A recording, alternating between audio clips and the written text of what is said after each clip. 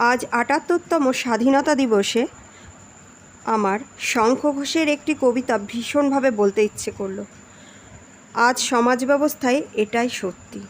তো আর কথা না বাড়িয়ে আমি আমার কবিতা শুরু করলাম। আমি তো আমার শপথ রেখেছি অক্ষরে অক্ষরে, যারা প্রতিবাদী তাদের জীবন দিয়েছি নরক করে। দাপিয়ে বেড়ায় আমাদের দল, অন্যে কবে না কথা। বজ্র কঠিন রাজ্য শাসনে এটাই স্বাভাবিকতা।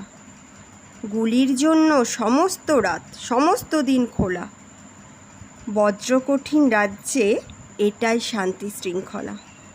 যে মরে মরুক অথবা জীবন কেটে যাক শোক করে, আমি আজ জয়ী, সবার জীবন দিয়েছি নরক করে।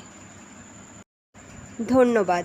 আমার কবিতাটি ভালো লাগলে সাবস্ক্রাইব করে আমার পাশে